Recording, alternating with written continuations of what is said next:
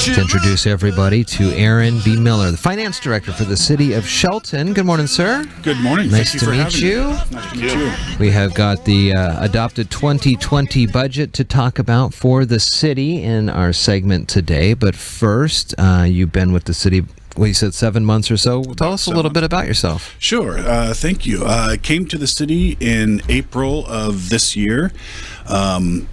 Have really enjoyed being here. It's a great place to be. Prior to that, I was with mostly in the Puget Sound area, City of Kent, Pierce County, Washington, City of Seattle, City of Renton. So I have now over 20 years of government finance experience. And was, offered the opportunity to come down here and bring that with me and help out, and was pleased to do so. Great. So since April, you've been now privy to all sorts of great conversations about how the city's been moving forward. You've seen some great impacts already with the roads and the ribbon cuttings and all sorts of things. And the 2020 budget, like every year, rolls through. And what were some of the things that you, as the finance director, the job entailment there, and your relationship to, I guess, the city council and Sure. and how they looked at what we need to work on for the next year? Sure. So one of the things that the city council has done is they've created a new strategic plan, and one of those tenets, one of the goals of that strategic plan is accountable government, and within that accountable government, there's sub goals in that, and one is strategic planning, and another is sound financial management. And so we used those goals in particular to start building the 2020 budget. And the council also did another thing that they have not done before, is they created a budget committee. And that was a subgroup of 3 council members, and we met with them 4 or 5 times between August and the end of September, and they were allowed to ask some questions. We provided input on what we were doing, what we were estimating, what our assumptions were, and so there was some good feedback on that. Actually, it wasn't so much feedback, but allowing for them to ask more in-depth questions and answers, and then they would go and share that with the rest of the council members. So I think overall it was a good process. I think the council was engaged in it, and I think they appreciated that engagement. City manager, of course, was engaged throughout the process, and overall, I think it was a good budget that really had council, city manager, and staff all involved in moving in the same direction. So I think it was a really good process this year. This has been, would it be the first or second full budget as we've had these 7 council members? I know we still have 3 that were on as the commissioners when that was still enacted. And over the years before your time here in the city, there have been at times some irregularities and some issues concerning fiscal responsibility. I think within the city we can all kind of agree to that. Does that look like that is well in the rear view? You have been able to either implement some new strategies and ideas, or just through hard work with the council kind of move past those speed bumps, if you will? Sure.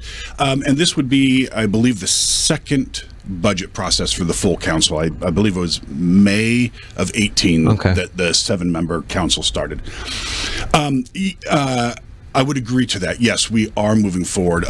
Before I got here, the finance staff, in particular, County Manager Terry Schnitzer, completed the annual report, which is a requirement for the state auditor's office, completed that on time, submitted that on time.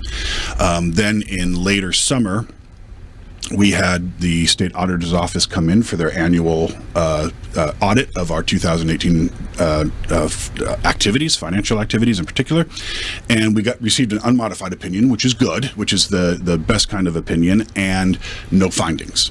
So we are, we're wanting to continue to move forward. Yeah. We're looking forward, or we're very pleased with what we've been able to accomplish moving up through 2019, and we're looking forward to continuing that through 2020. We have some changes that we want to look at making. A lot of them are internal or technical to add efficiencies to come up maybe a little bit closer to best practices that are established best practices. But all in all, we think it's really moving in the right direction. What are some of the ways the citizens of Shelton are going to see the impacts of this next budget? What are some of the key things that you guys have come up with? Well, in particular, it's in many ways, let me say, it's a status quo budget for the general fund. So the budget is about $30.4 million, and the general fund is about $12.3 million of that, and the rest are utility funds and tourism funds and stuff like that. But one of the key contributions, I think, for the general fund is the creation of two positions. One that was created mid-year 2019, which is the Economic Development Coordinator, and another that was created as part of the budget process, a Homeless Resources Coordinator.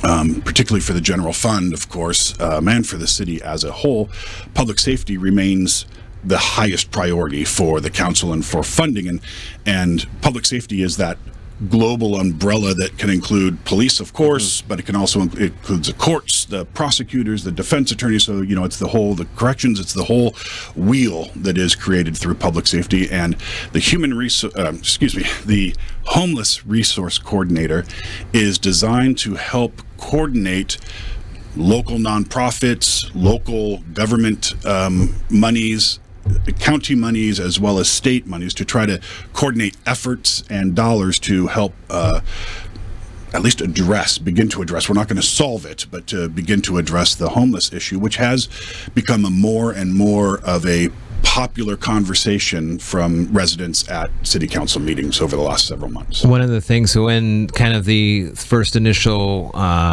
missives out of what that position will entail showed a listing of about $95,000-ish, and there had been some conversations I've seen online about people going, well, that's a lot of money for this person or that person, but it's not necessarily that is the salary. That is also included with that the benefits and all the kind of behind the scenes portions of a person's position. That's correct. So when we state a dollar figure for a position, it's all encompassing. Okay. So that the salary is one level, and usually our benefits run anywhere between 35 and 40%.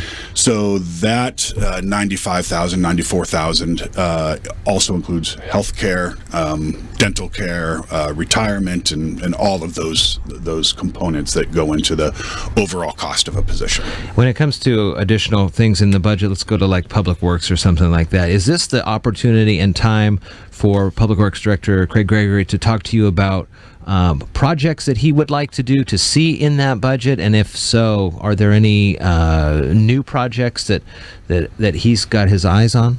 Yeah, absolutely. And not only Director Gregory, but all of the directors, we all get together. And this year it was a pretty collaborative process. We asked for new proposals.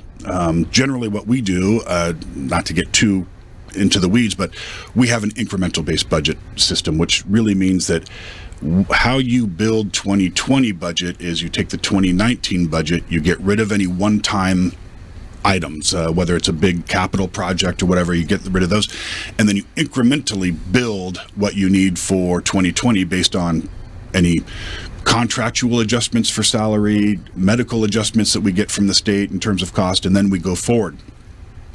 Then what we do is we ask for new program ideas, and everything, of course, in government is based, decisions are always need to be based on resources.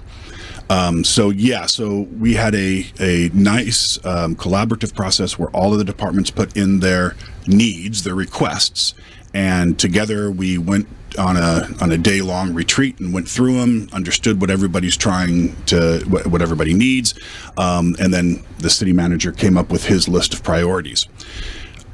I know, long answer. Sorry about this. So with Director Gregory and his capital plans, yes, we do have, I think the city's investment in capital is about $4.9 million for 2020. The biggest one of those is the Railroad Avenue Rehab Project, which is going to be kicking off. But we also have significant investment in parks, Director Ziegler, and to refurbish some parks and all of that. We also have other investments in sewer and water and all of that. But it's a healthy investment in capital this year. Nice. Homelessness is, I'm sure, top of mind with a lot of people throughout the state of Washington, and certainly in our area where it's a big problem. A lot of homeless vets too. And are you finding that the budgetary stuff is focusing? It seems like a lot, like in Seattle and Olympia, the focus is kind of like on the tiny houses, going in that direction, kind of as a solution to the homelessness. What do you see in terms of budgets going towards like programs like to prevent it in the first place? Or I guess it's a delicate balance between resources and preventing people from being out on the streets in the first place, and then you end up with tens of thousands of people in the state that are just out there on the streets, and we kind of push them away, but there's nowhere for them to go. Right. So, I think that's the desire for this homeless resource coordinator position to do. We don't. We want to be strategic about it, and we want to have an opportunity to work with our fellow entities and fellow nonprofits, and not double up on efforts. If there's an effort happening on one side, let's see what we can do on another side with some funding, so that we're not we're not stepping on each other. Right. That way. Obviously, homelessness is a big issue, and if I have no idea how to solve it. We've been trying to solve it for a long, long time. Sure. But that's the hope of this position, is that we can really at least put a plan together. What resources do we need there? What's the best way to approach some of these items? And then we'll move forward from there in future budgets. Sure. SheltonWA.gov is the city's website, where you'll be able to read this shortly. It'll be posted online for folks after the council has adopted the 2020 budget. Aaron, good to talk with you. Nice to meet you. Nice to meet you. Thank you. And we look forward to speaking with you further down the next year or so. You bet. No problem. Thank you.